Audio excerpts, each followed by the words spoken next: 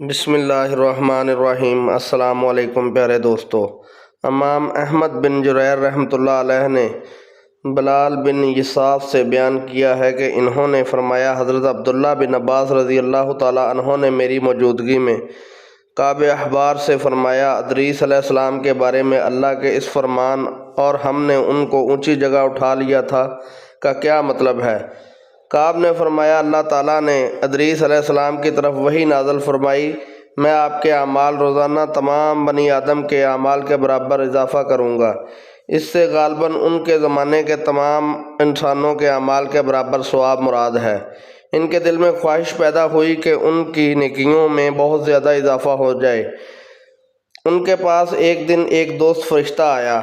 انہوں نے اس سے کہا، میرے بارے میں موت کے فرشتے سے بات کیجیے تاکہ میں زیادہ نیکیاں کر سکوں۔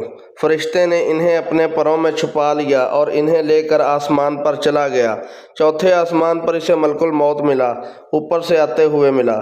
اس نے ملک الموت سے اس معاملے میں بات کی جو ادریس علیہ السلام نے کی تھی۔